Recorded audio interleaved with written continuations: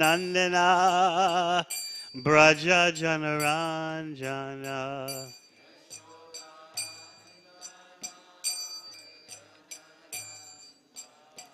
Yamuna Tira Vanachari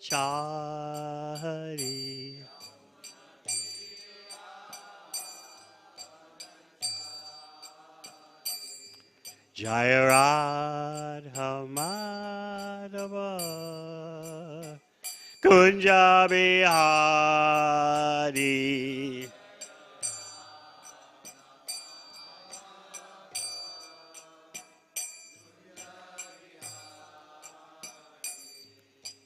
Hare Krishna, Hare Krishna, Krishna Krishna, Hare Hare, Hare Rama, Hare Rama, Rama Rama, Hare Hare.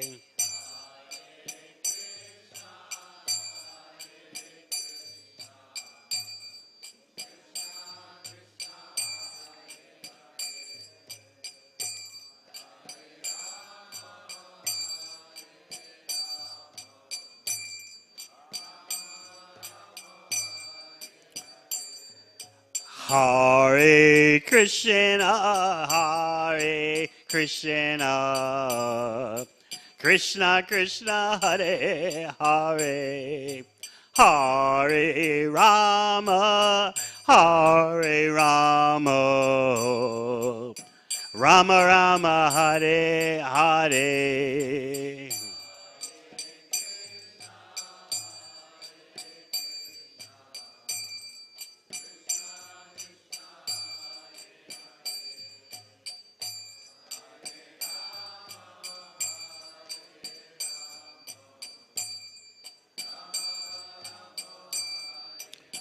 Hare Krishna, Hare Krishna, Krishna Krishna, Hare Hare, Hare Rama, Hare Rama, Rama Rama, Hare Hare.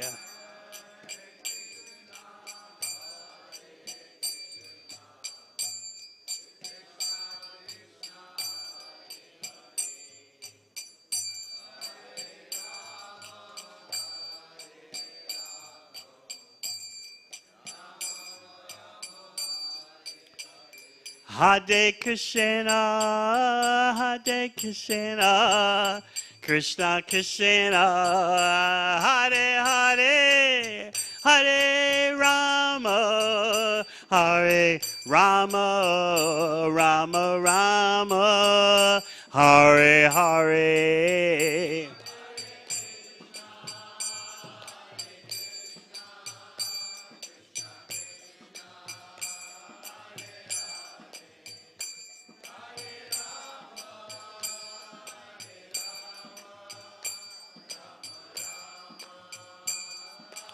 Hare Krishna, Hare Krishna, Krishna Krishna, Hare Hare, Hare Rama, Hare Rama, Rama Rama, Hare Hare.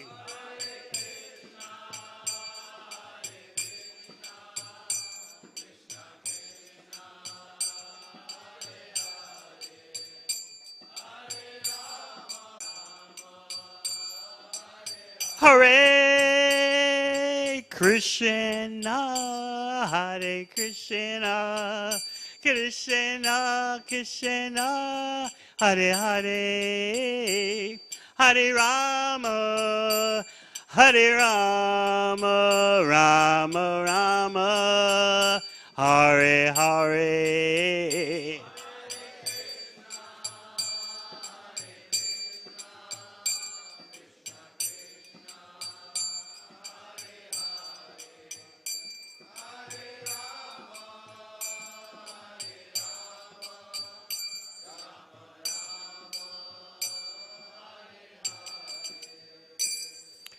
Jai Mishabam Sabadarajakacharya Satasi Simad A.C. Bhakti Vedanta Swami Maharaj Srila Prabhupada Ki.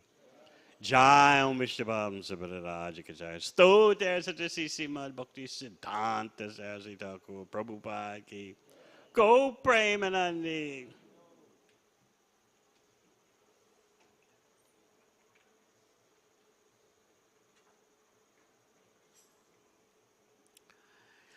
Om Jnana Timirandasya Jnananjana Shalakaya Chakshur Militang Yena Tasmai Shri Gurave Namaha Jai Shri Krishna Chaitanya Prabhu Nityananda Shri Advaita Gadadhara Shri Vasadi Gaura Bhakta Vrinda Hare Krishna Krishna Krishna Hare Hare Hare Rama Rama Rama Hare Hare. Yesterday we were speaking about how real sustainability involves gratitude. And you may have been wondering, well, what is gratitude? How is it expressed?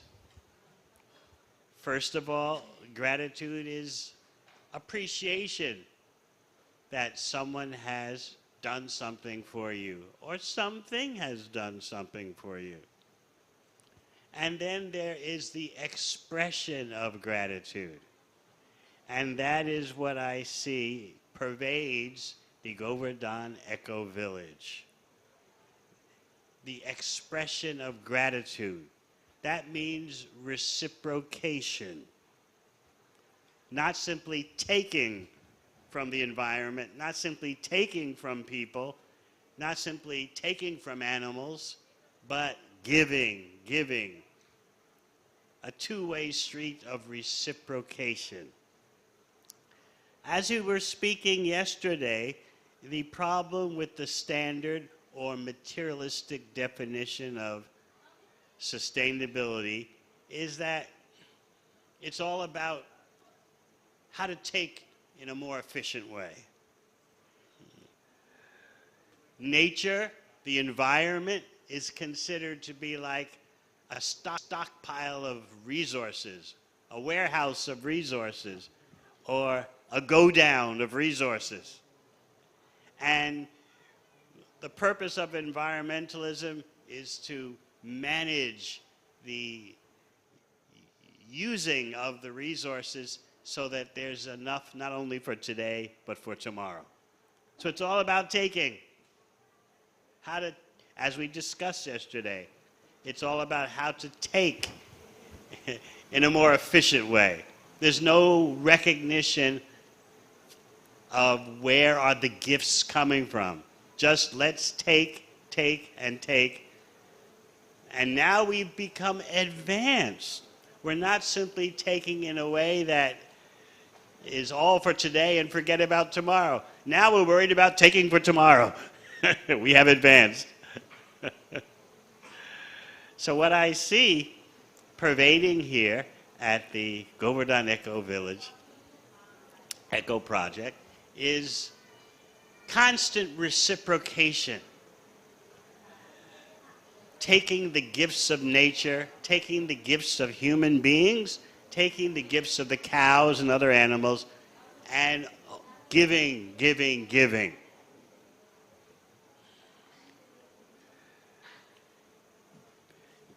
The problem with material sustainability is that it treats everything around you and even other human beings as commodities or products. The fancy English term, for those who want to know, is commodification. That means to see everything as a product, an object for you to use. Forget all about where the energy is coming from. Forget all about any expression of gratitude towards the source of everything, and just use, Take and use, take and use. So, if you want to know the fancy terms, commodification and appropriation. Appropriation is a nice word meaning grabbing and using for your own purposes. So that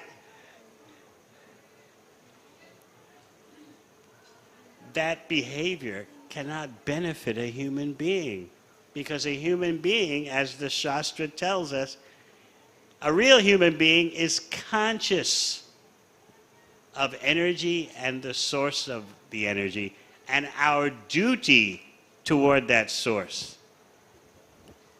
And gratitude goes beyond duty. Duty means, all right, you've given me something, I recognize that, and I have some obligations to you.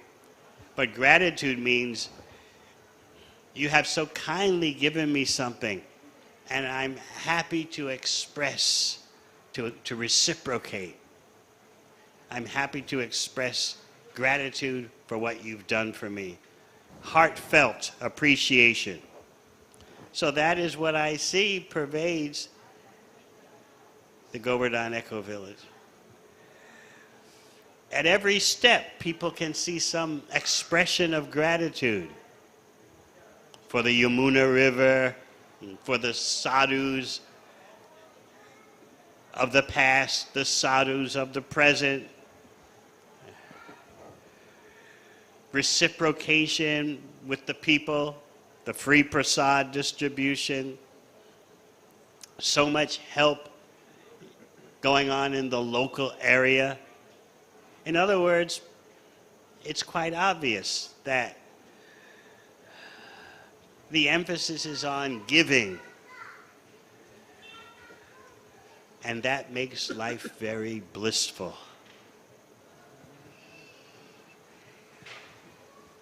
If you just look at nature as some system for giving you what you want, that makes life very cold and heartless.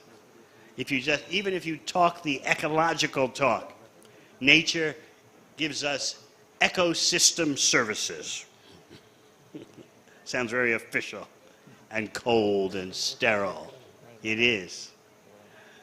But the Bhakta, the Krishna Bhakta, sees everything as the gift of the Supreme Personality of Godhead and constantly glorifies Krishna for those gifts. So I'm hoping to give you this perspective on what you are so wonderfully doing here. Just like in the spiritual world, the description is there of the topmost portion of the spiritual world, Goloka Vrindavan. Every step is like dance. Every word is like song. So here I can see every step is some kind of reciprocation going on, some expression of gratitude, some giving. And when you're giving, that inspires reciprocation. Someone wants to give back to you. So this project is a great lesson in reciprocating with nature, reciprocating with human beings, reciprocating with the cows and other animals, reciprocating with the land. You see, we were talking a bit yesterday also about some economics. How the emphasis in a materialistic society is economic growth at all costs. In Vedic civilization, it's not that there's no economic growth, but the whole society is not geared toward economic growth. Certain members of the society are focused on economic growth, but the whole of society is centered on Yajna Vai Vishnu, Yajna for Vishnu. But what you have today is a mess, in that every person is being urged, economic growth, make money, get more money somehow. Every person. You want to buy this consumer product, that consumer product, you need more money. So this is what the Vaishnava Acharyas protest. a civilization that is wrongly directed. I like the way Srila Prabhupada once explained the problem. He said, we are not against the advancement of industrial civilization, even though it's suicidal.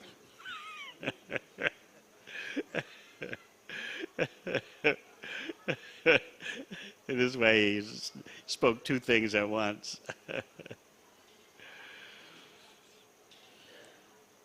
Prahlad Maharaj so vividly describes in the 7th canto of Bhagavatam that efforts for economic development simply are a waste of time. Does that mean no one should try to earn wealth? No. It means if the whole goal of society is focused on that, then you've missed the point. Natevadu swartakatim Vishnu. You don't know what your real self-interest is. You don't know what your real goal in life is. Durashaya ye bahir artha manina.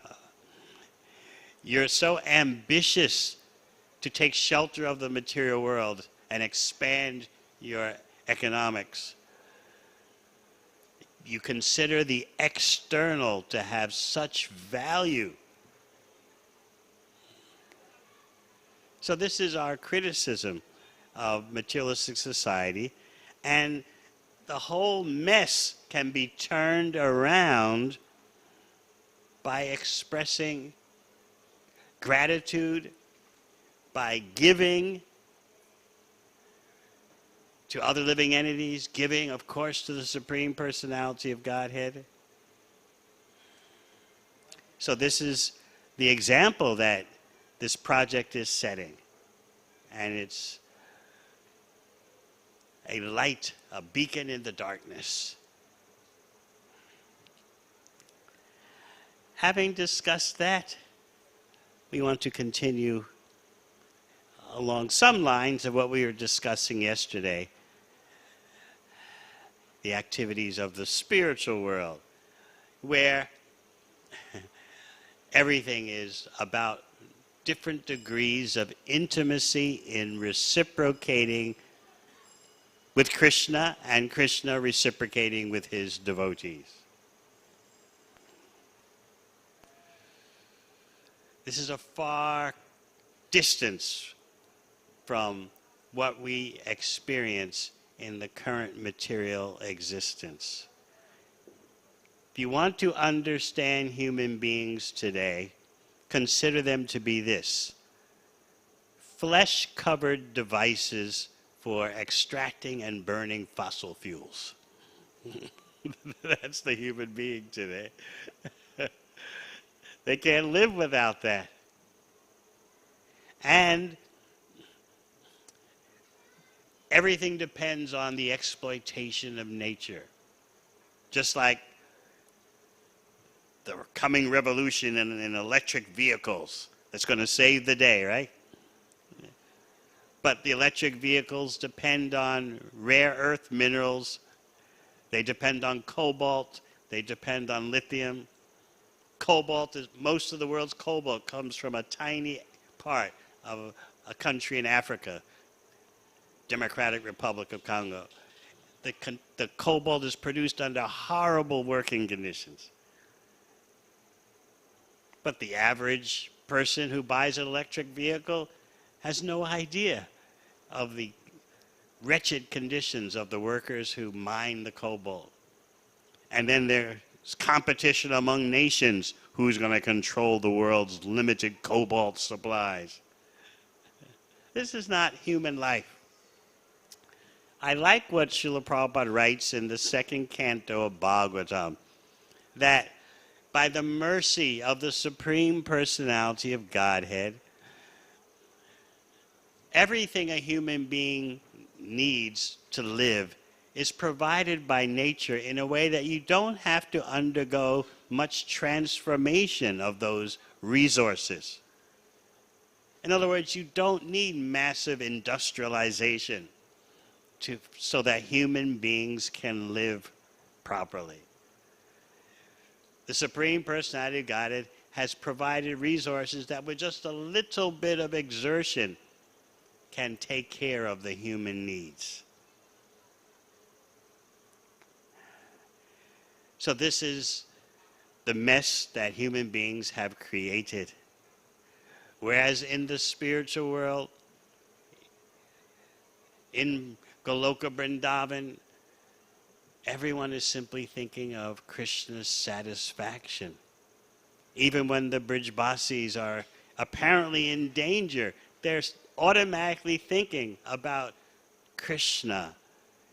We don't want Krishna inconvenience. We don't want Krishna in danger. Krishna is the life of their life. Living like that, according to the current standards of bewildered civilization, living like that's considered very primitive. You should be thinking about expanding your domination of nature. You should be thinking about expanding your domination of other creatures, domination of other human beings.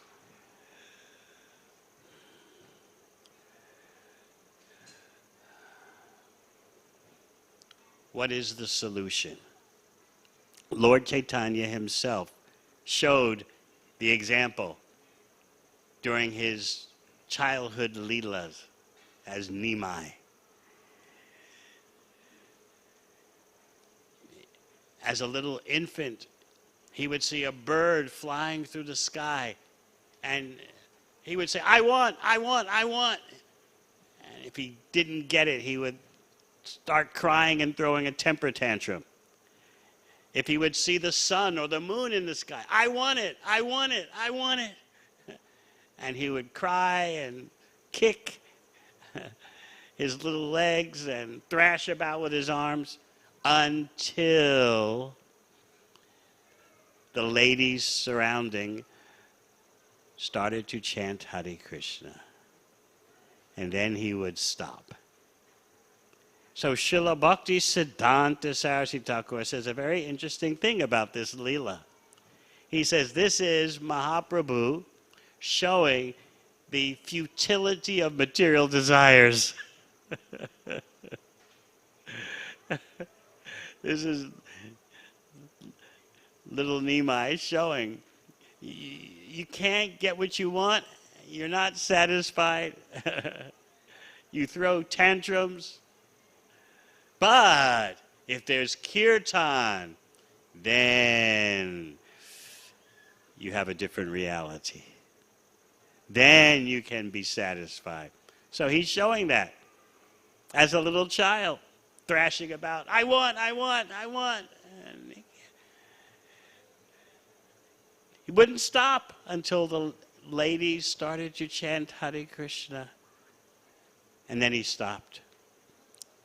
In this way, showing that glorification of Krishna is the practical solution. Sometimes we forget that the bhakti lifestyle solves problems. We're not just about religious belief. We are about watering the tree at the root and solving the problems.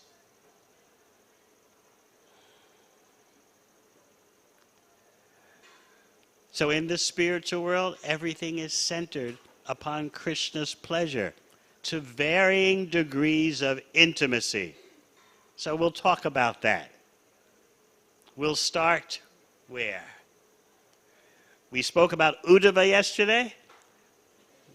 We're going to go to Brihad Bhagavatamrita, a chapter called Prem, and we're going to talk about Uddhava's house. In Uddhava's house in Dwarka, we find Gopakumar, the main character in Brihad Bhagavatamrita, the main personality. Why is he in Uddhava's house?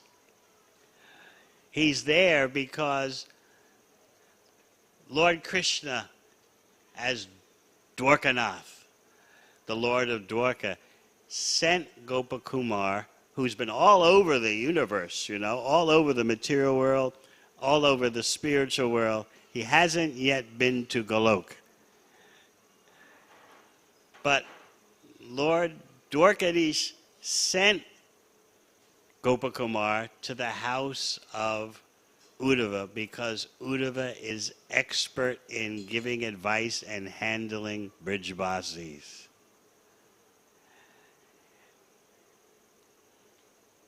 The Lord Krishna, the Lord of Dwarka, was being very sensitive to the needs of Gopakumar, who, in case you don't know, is always in Gopa Bhava, the mood of a cowherd boy.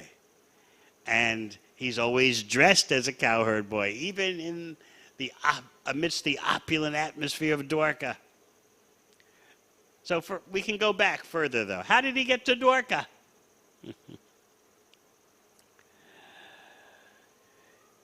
He's been through all the regions of the material world, the heavenly planets. He's been to the coverings of the universe.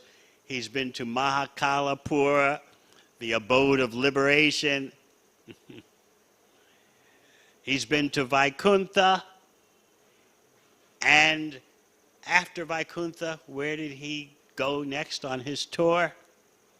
He went to Ayodhya, the abode of Lord Ramchandra. The formula is given in H.H.Devamrita that many millions of times more blissful than liberation is Vaikuntha. Yet, still, more blissful than Vaikuntha is Ayodhya in the spiritual world. However, more blissful than Ayodhya is Dwarka. And then, beyond Dwarka, Goloka Vrindavan, unspeakable how blissful the environment is. So Gopakumar has been going everywhere in the material and spiritual worlds, not yet reaching Golok. He's always dressed as a cowherd boy. His worshipable Lord, his Ishtadev, is Madan Gopal. He was born at Govardhan Hill in Boma Vrindavan, earthly Vrindavan. He can't erase his constitutional position in Gopabhav. He can't erase that. So wherever he goes in the material and spiritual world, sooner or later he starts longing for Madan Gopal, the forests, the cows, the cowherd boys. So he went from Vaikuntha to Ayodhya. And there, every time he goes somewhere, he would think, this is the ultimate. Never experienced such affectionate treatment from the Supreme Personality of Godhead. He said this about Lord Narayan of Vaikuntha. And now he's saying this about Lord Ramchandra in Ayodhya.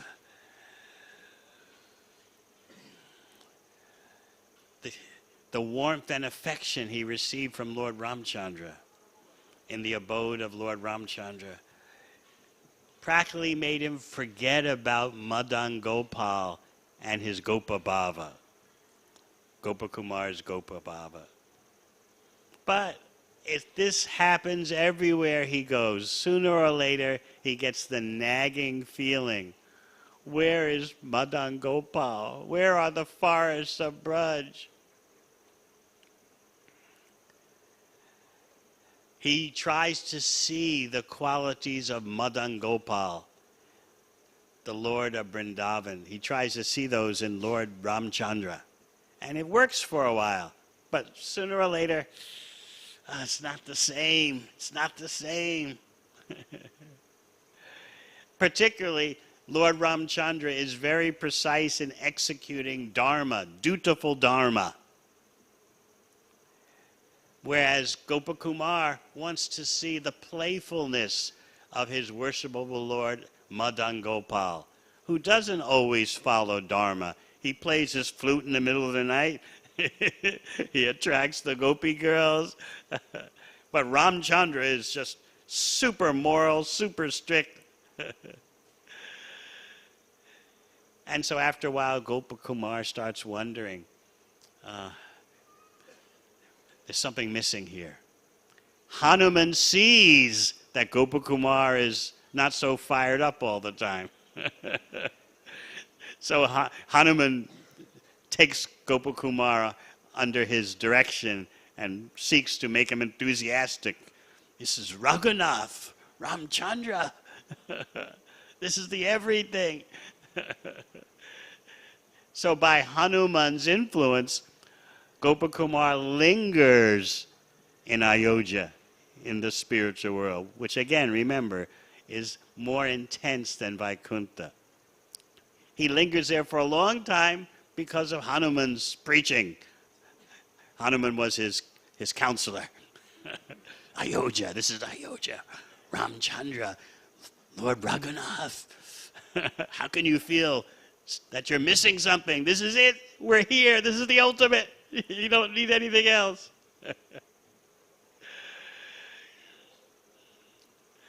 So Gopakumar would go through a cycle of being satisfied and then but try to understand that his dissatisfaction was not material. It was an expression of ecstatic love. We were discussing yesterday about Krishna feeling pain, hearing from Srimati Radharani that there's so much suffering in Vrindavan due to his absence. And we discussed how that pain, of course, has nothing to do with anything material. We discussed briefly the knowledge of Advaya Gyan, knowledge of the non-dual. That means not that everything is the same. Advaya Gyan means that there are varieties, but they all are Satchidananda. They all are full of eternity, knowledge, and bliss. Whether it's so-called pain in the spiritual world or so-called pleasure, the result is simply Ananda. Inconceivable, right? Everyone thinks, give me pleasure, don't give me pain.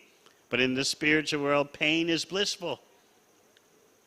So it's hard to understand, but Gopakumar, in his expression of dissatisfaction, where's my worshipful Lord? This is just not the same, what I'm doing here in Ayodhya. All glories to Lord Ramchandra, but it's not the same. In spite of Hanuman trying to make him more enthusiastic. And Hanuman, as we said, did delay Gopakumar in Ayodhya. Hanuman influenced Gopakumar to stick around for a long time.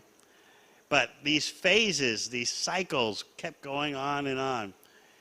Gopakumar would feel appeased. He would feel, all right, this is the best place. But then, no, this is not for me. I'm feeling so grateful.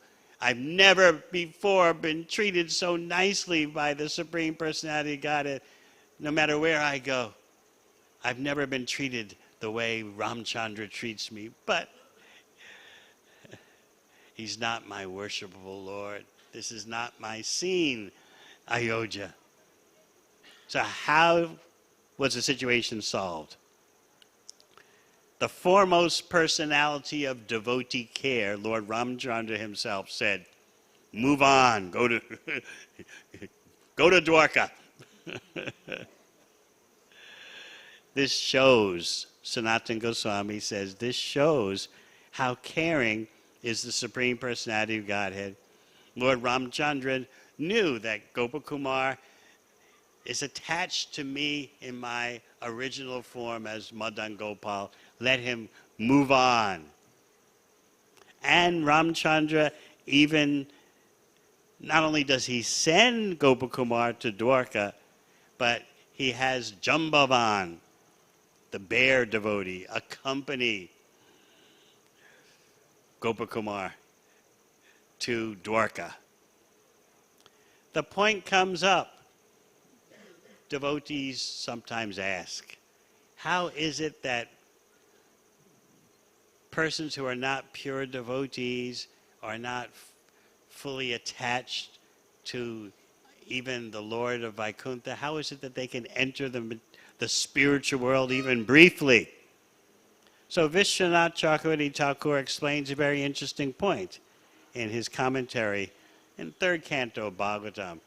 He says that just like a king will sometimes bring into the palace some wild animals or some sages, some rishis, just for his momentary entertainment, and then he sends them away.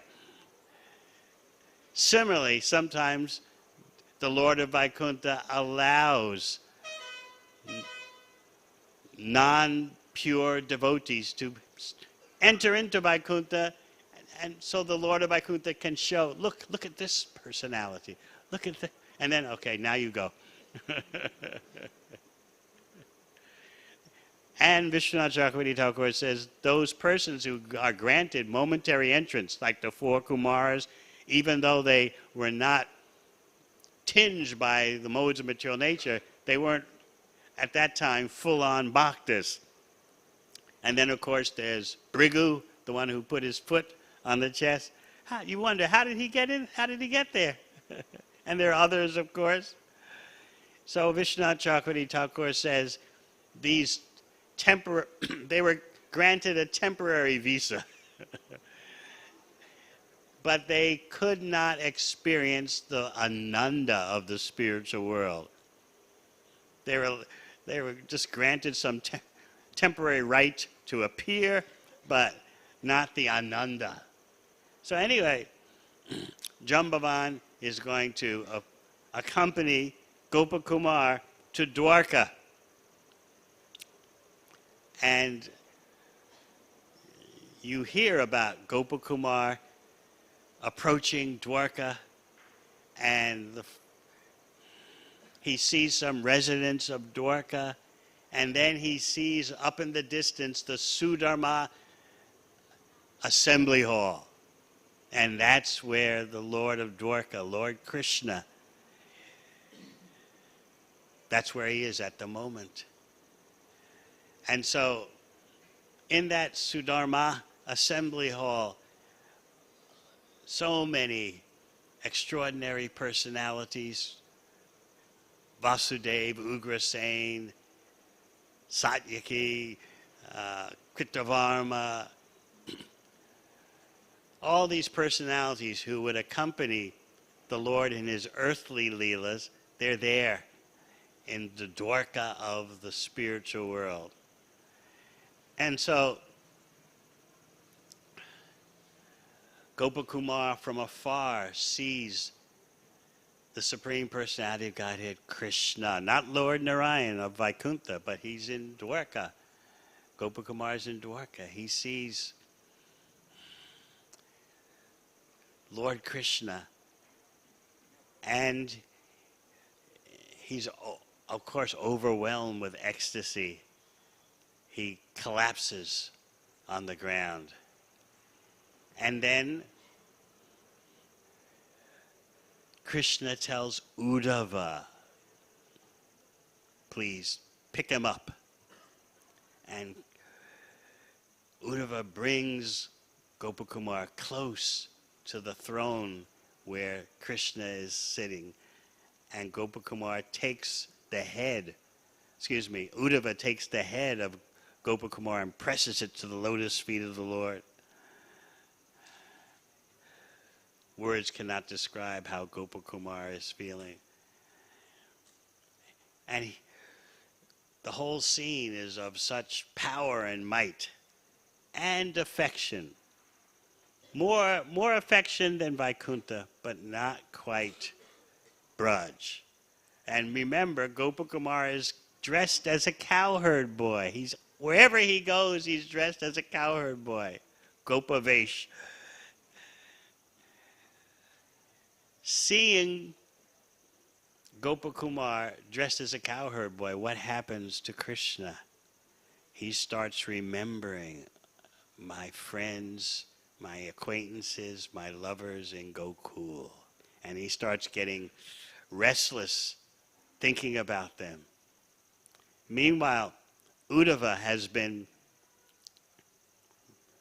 at Krishna's feet, and Uddhava is known as Mantri Raj, the best of the counselors. And he's speaking confidentially to Krishna. Sanatana Goswami points out that even if you could hear what he was saying, Uddhava is so tactful that you wouldn't understand the confidential information he was giving to Krishna. And he was speaking in a way that no one else could hear, but it didn't matter. Even if you would hear, you couldn't grasp the secret messages.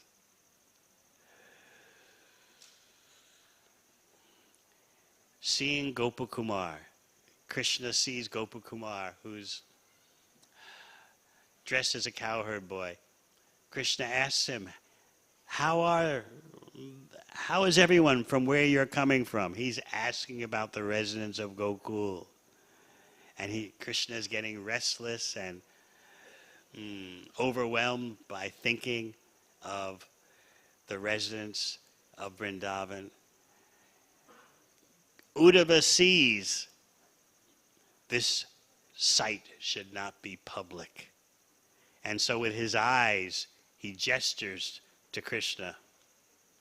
You don't want to be falling into ecstasy in the Sudharma assembly hall. It's time for you to go to your private quarters.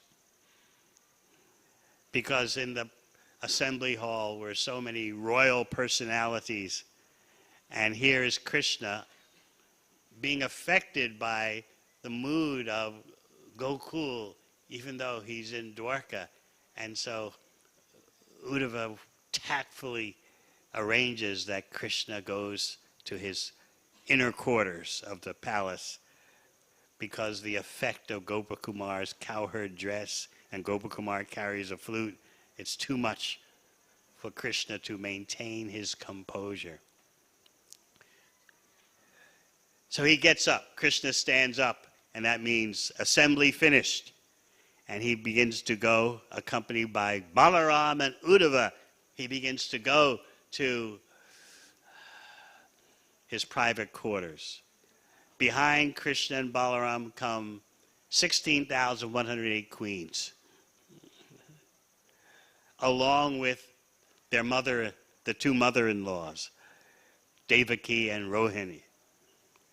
And for all the 16,108 queens, each one had maidservants who perfectly matched the mentality, the personality of each queen that they were serving. And then behind the 16,108 queens, big procession. But remember, the spiritual world does not follow laws of time and space. Immediately you're visualizing 16,108 queens, each one with a team of maidservants, and behind them are the sons of Krishna. And don't forget, Devaki and Rohini, the mothers-in-laws of the queens, are there. So they all go into Krishna's inner quarters.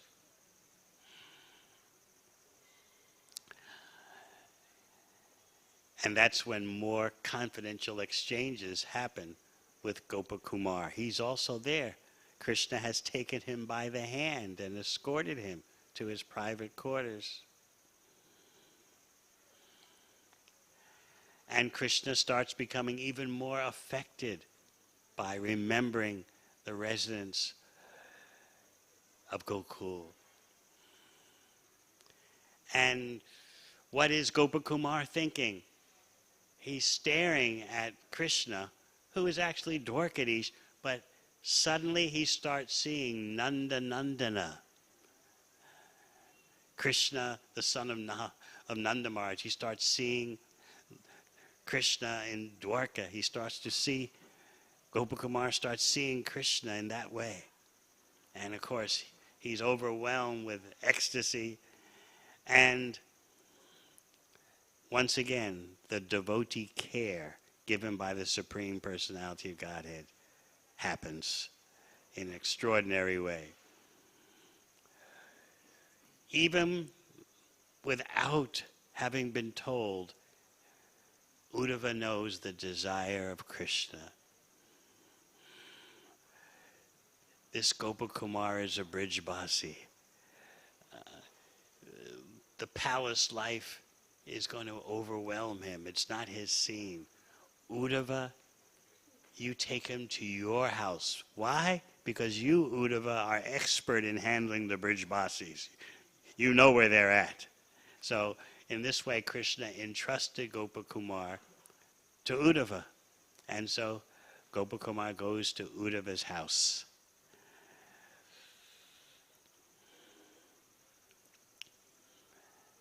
He spends some time there. But gradually the same problem starts to happen. That he's not feeling satisfied for long. At first, once again, just like in Ayodhya, oh, I've never been treated this way by the Supreme Personality of Godhead. Oh, such intimacy, such affection. But after a while, he starts to wonder. And he starts to wonder especially because the residents of Dwarka are starting to preach to him. Like, you're dressed kind of funny. This is Dwarka, where everyone dresses, super luxurious. And here you are dressed in these simple, rustic cowherd boy clothes. Don't you want to get into the mood here? Don't you want to get into the bhav here? And so Gopakumar started feeling an inferiority complex. Nothing that mundane psychologists can understand. He was starting to feel out of place, although he had tried hard. In fact, he didn't have to try hard. For so long, he was so happy there. This is the ultimate. There's nothing like this. But gradually, because of his past, in terms of being born at Govardhan in Boma Vrindavan, and his attachment for Madan Gopal, that syndrome, that consciousness started to come to the fore. And at the same time, these Dwarkavasis are getting on his case, like, don't you want to change your clothes? This is Dwarka. So Gopakumar, with all this happening at once, his own wondering where is Madan Gopal, the Dwarkavasis urging him to change his dress, Gopakumar didn't want to change his dress. Why? Because he felt that would change his personal rasa with Madan Gopal. And he was clinging to that so tightly.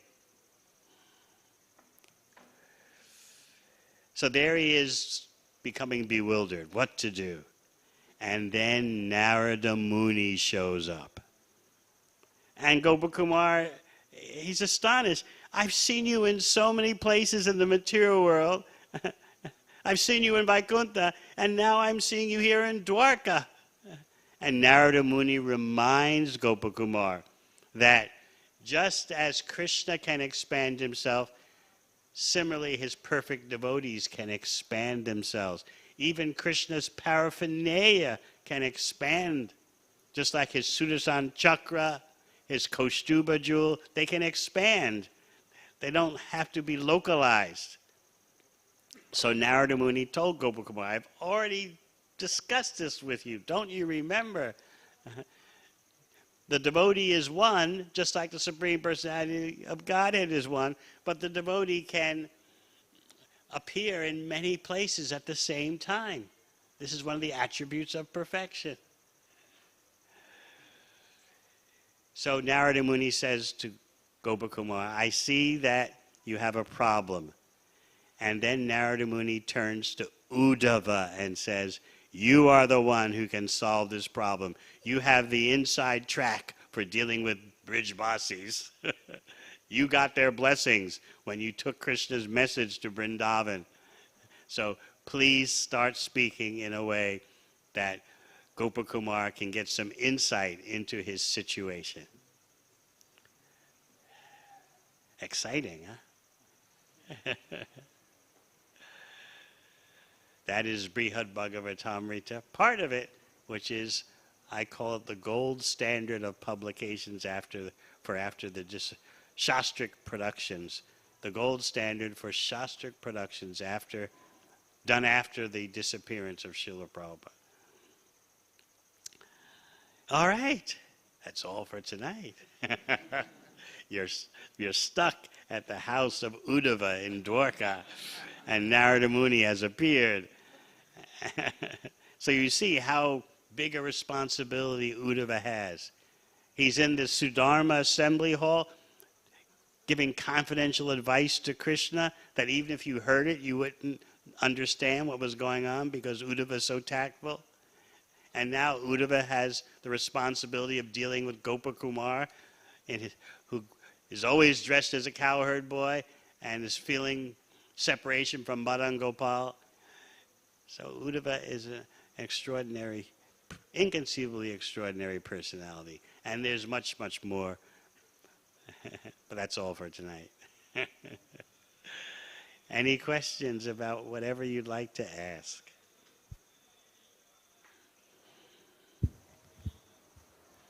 Thank you for giving me this opportunity to speak about Sri Brihad-Bhagavatamrita.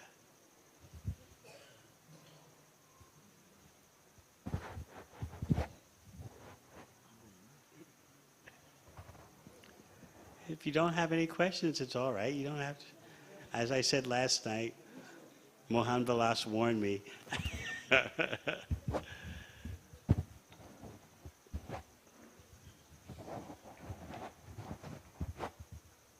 Krishna. How pain is blissful in spiritual world?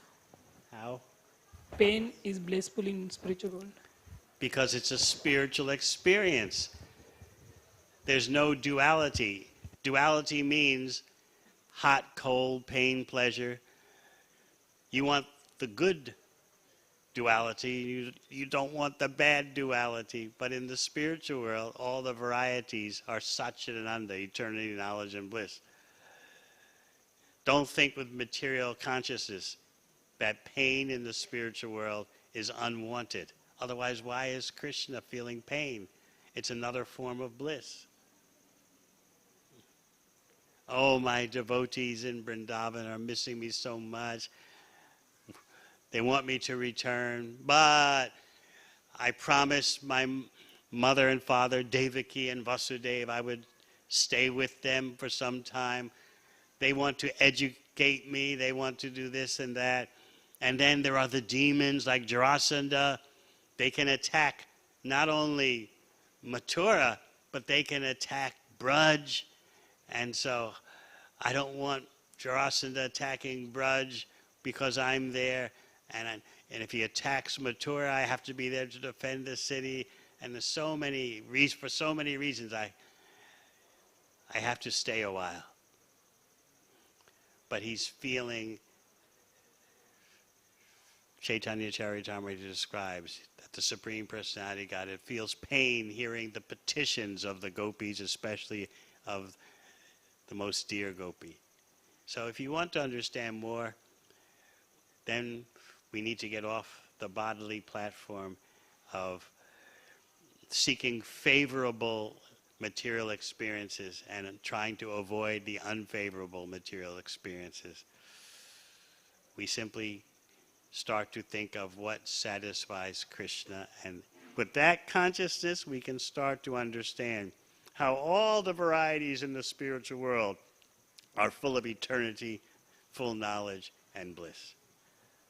I hope that helps you. Thank you, Prabhu. Hare Krishna. Maharaj, thank you very, very much. It was very soothing to hear how Vrindavan attracts the heart of everyone. Actually, Maharaj wanted to ask, in Vaikuntha, Lord is eternally there. Similarly, eternal Dwarka is there, eternal Goloka is there in the spiritual world. These dhams are eternally existing separately. Ayodhya Dham also? Yeah, Ayodhya Dham also. So Maharaj, I wanted to ask if, in Dwarka, Krishna is remembering Vrindavan. So, is it like that means similar for Vaikuntha and Ayodhya also? Or is it because Krishna acted in Bhaumya Vrindavan in that Leela, going from Vrajabhumi to Dwarka and remembering the Vrajavasis? You're So similar. asking me, does Krishna and Dwarka remember Vrindavan? Yeah, is it eternally happening there also like that? Yes, he sees Gopakumar dressed as a cowherd boy, and that's why Uddhava has to indicate to Krishna, don't get restless remembering Vrindavan in public. Let us go to your private quarters. So does it happen for Vaikuntha also? Vishnu also? Narayan, there's no mention in the Shastra of that. But Dwarka is on the topmost planet, Krishna Loka.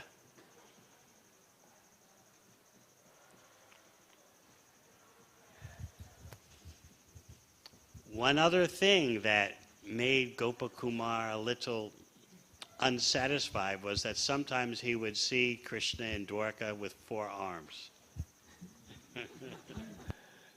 Although Sanatana Goswami explains that generally, for the most intimate devotees in Dwarka, they'll see Krishna only with 2 arms. But somehow or other, sometimes Gopakumar would see him with 4 arms, and that wasn't Gopakumar's Ishtadev. That wasn't his worshipable Lord. His Ishtadev is Madan Gopal, the Lord of Vrindavan.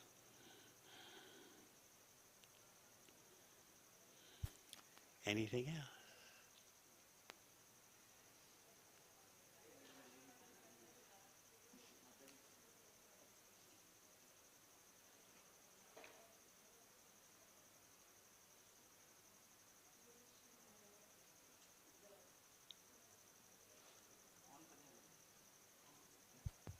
Hare Krishna.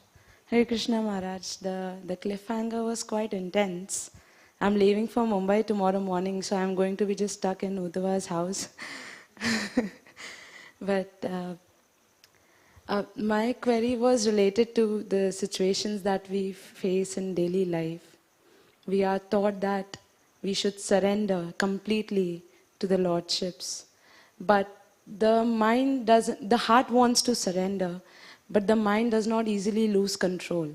I mean, even when we want to surrender, the mind is like, no, no, no, no, no. You can control this situation. You can look into it. So how can we tackle such situations, or how can we completely surrender, by blocking this controlling tendency of our mind? Look at the situation in this way. This is what I do. The way the material world is constructed is that as soon as you want to materially enjoy, you have to materially control. Try to observe this. That control, or that endeavor to control, may be so slight, but still it is what it is. It may be just by your moving your eyebrows to produce a certain result. That's control, because you want to achieve a certain result for your own happiness. So if we are always analyzing throughout the day, what can I do that will give Krishna the most pleasure? You'll find that that's the natural surrender. Even we as tiny parts of the Supreme Personality of Godhead, how would you feel if someone was always thinking, what would satisfy you? What would give you pleasure? You would take great notice of such a person. You've got that right. So Krishna is a person. He's not a sadist. You know what a sadist is? He's not taking delight in the sufferings of his devotees. Just see, I asked them to surrender. They'll never be able to do it. Ha ha! How I love to torture my bhaktas. I make bhakti so sweet but unattainable. And look how my devotees go through so many circumstances of pain, trying to surrender to me, which is not possible. So also remember, we're dealing with Chaitanya Mahaprabhu, who gives Krishna away. No one knows who is Krishna in truth. Whether in the land of Krishna, India, or abroad, to understand Krishna in truth, that understanding is rare. But Sri Chaitanya Mahaprabhu, Sri Nityananda Prabhu, they are giving out love of Krishna even though no one knows who is Krishna. I saw Prabhupada explain this once in Atlanta. I was sitting right in front of him, 1 meter in front of him, while he was starting his lecture. And he began his lecture because there were at that time only Gaur-Nitai deities in Atlanta. So he began his lecture not by singing Jai Radha Madhava, but Parama Karuna Pahundwijana Nitai Gaurachandra Sabha Avatar Sar Shiromani Kevala Anandakanda. Song by Lochana Das Thakur, I believe.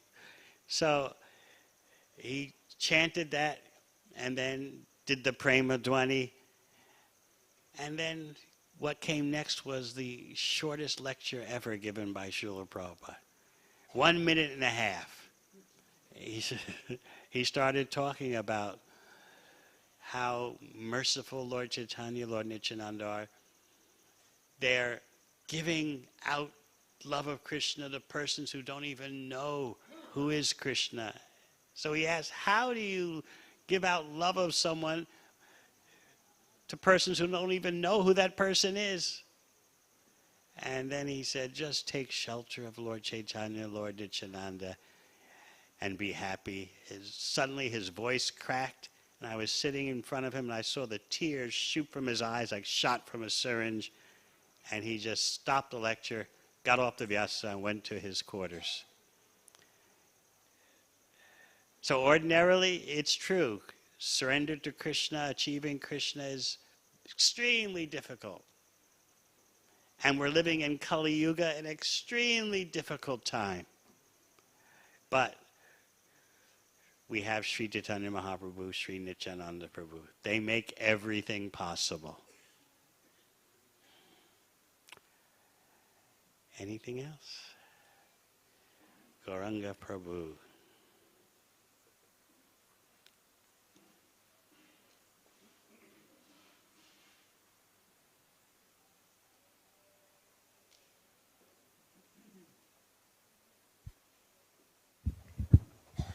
This is a question related to Srila Prabhupada's vision for farm communities. So I wanted to ask specifically that Prabhupada had a certain vision for New Vrindavan, and then he had some vision for Gita Nagari. So what was the difference between the two, and why is it that Prabhupada wanted the 12 forests and 7 temples only in New Vrindavan, or was it he also wanted in other places? And in general, what was the core difference in the difference between the vision between the two communities? New Vrindavan, Prabhupada noted, was not very hospitable, not very accommodating for growing anything. The earth is very stony and hilly. The climate is very inhospitable, gets very cold. That he noted from the very beginning, although he did give them instructions there about growing food and caring for the cows. But the instruction about building the 7 temples was very unique. However, when he came to Gita Nagari, he always talked about production. He would leave Gita Nagari and come to India and speak at his preaching events. At Gita Nagari, the cows are producing this and that, so much milk, and the fields are full of vegetables, and which they were at the time. So he always stressed food production at Gita Nagari. He didn't say anything about making a holy place of pilgrimage. Although His Holiness Shivaram Maharaj reminded me of Prabhupada in 1977 saying that at Gita Nagari there should be a diorama for every verse of Bhagavad Gita. But he never said that there should be so many temples and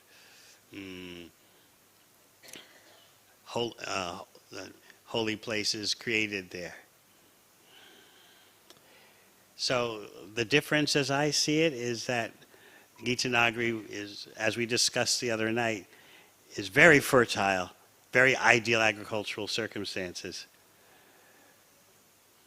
In fact, when one of the devotees who found Gita Nagari, Paramananda Prabhu,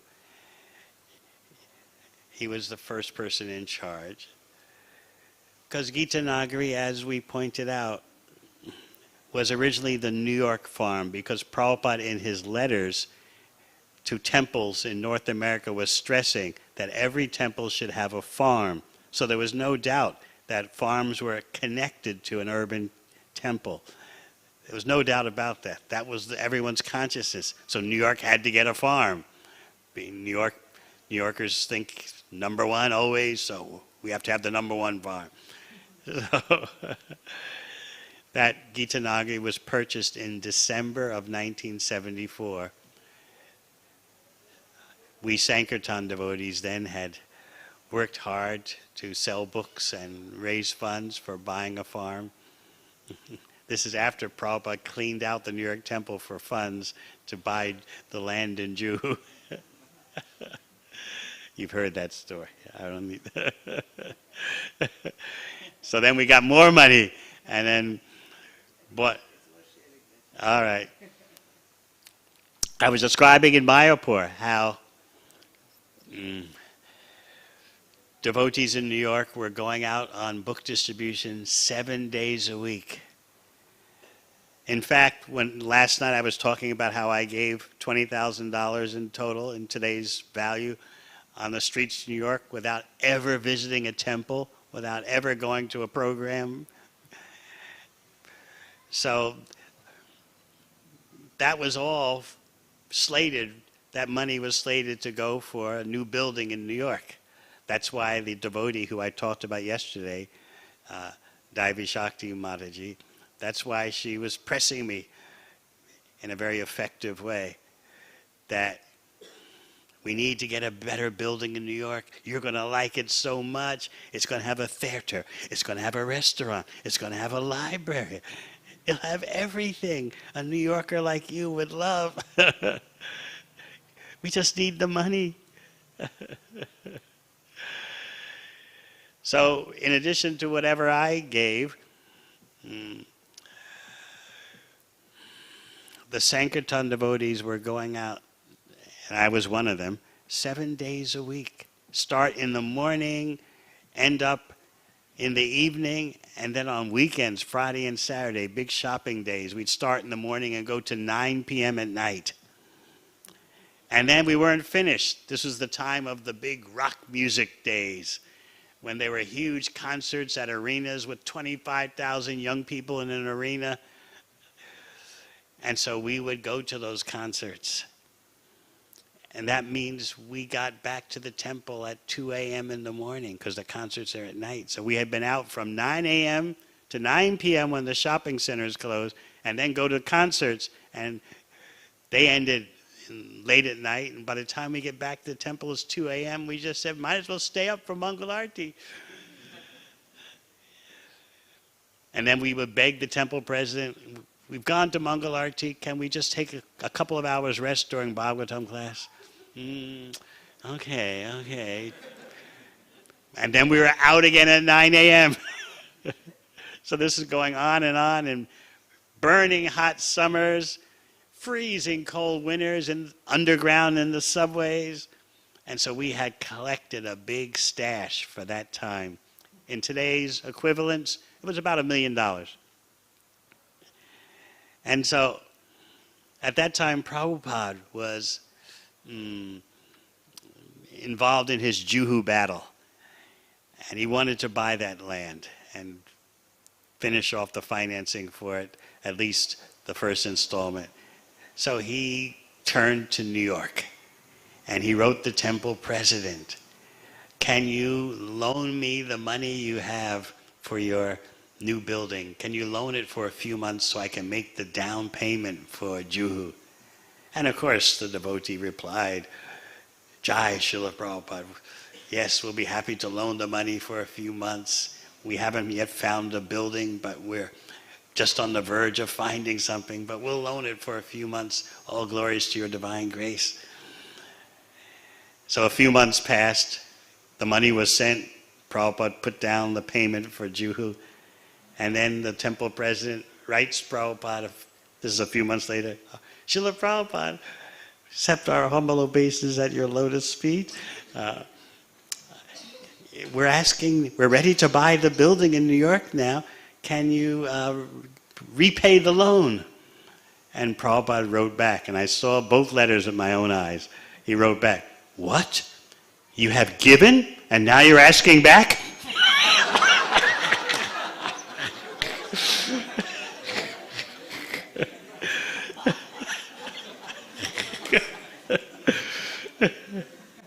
Hare Krishna. So then the next accumulation by the Sankirtan devotees was funds to buy a farm in Gitanagari. That was December of 1974. I first went to Gitanagari in January of 1975, 1 month after purchase. So the first devotee who was there, Paramananda, he was a farmer. His complaint about New Vrindavan was it's lousy land and they weren't farming. He wasn't into the whole developing the temples, and that wasn't his scene. He was a pure agriculturalist. So with his expertise, he picked out Gitanagari, and it was a brilliant find. So that's what we have today. And if you listen to Prabhupada's lectures, you'll always hear him glorify Gitanagari for productivity. And right before he disappeared from this world, he said he wanted to go to Gitanagari and show how to live off the land and start Varnashram Dharma.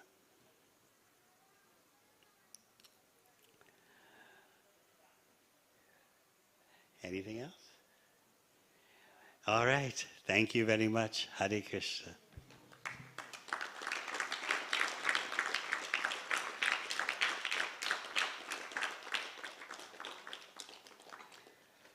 Hare Krishna.